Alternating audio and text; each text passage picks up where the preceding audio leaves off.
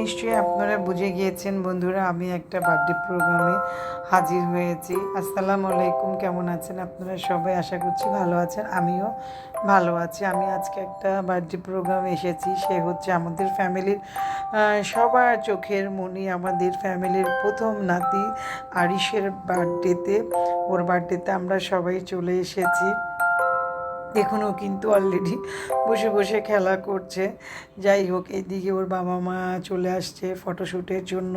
এই সময় আমি একটু কয়টা ছবি তুলে নিলাম, একটু ভিডিওস করে নিলাম। ওর অলরেডি ঘুম পেয়ে গেছে, ওর কাজিনদের সাথে ফটোশ্যুট করছে। কাজিনগুলোও কিন্তু দেখতে ভীষণ সুইট, ও তো অনেক সুইট দেখতে। এদিকে সবাই একটু ফুপি আছে, আরিশের ফুপি দাঁড়িয়ে দাঁড়িয়ে আরিশের ফটোশ্যুট এনজয় করছে। আর সবাই দুষ্টামি করছে, হাসি ঠাট্টা করছে। এইদিকে আবার দেখলাম অলরেডি সবাই খাওয়া দাওয়ায় বসে পড়েছে।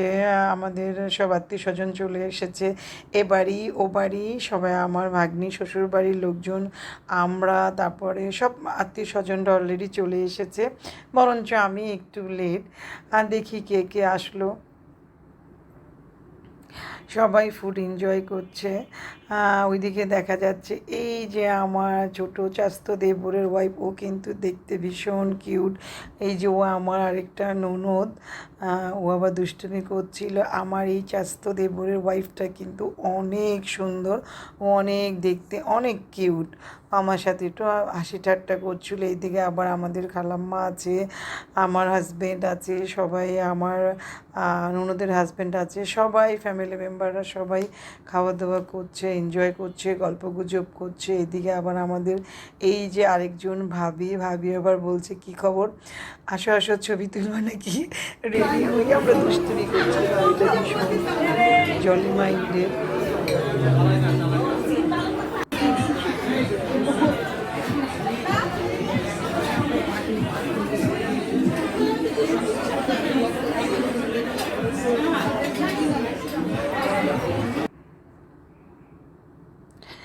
এই দিকে আবার চলে আসলাম আমাদের বার্থডে বয়ের কাছে। সে ইতিমধ্যে খেলাধুলা শুরু করে দিয়েছে, বেলুন্সগুলো তার খুবই পছন্দ হয়েছে। এদিকে নানুমণি তাকে নিয়েই ব্যস্ত হয়ে পড়েছে।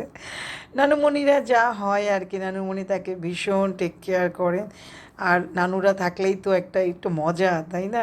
সারাক্ষণ ভাবি ওকে নাতিকে নিয়ে ব্যস্ত থাকে। এদিকে আবার যেহেতু অনেক রাত হয়ে গিয়েছে, আমরা সবাই এখন খাওয়া দাওয়া শেষ করে একটু গল্প গুজবে বসেছি। ওইদিকে ওই যে দেখেন আমাদের বার্থডে বয় অলরেডি ঘুমিয়ে পড়েছে, সে ভীষণ টায়ার্ড হয়ে গিয়েছে।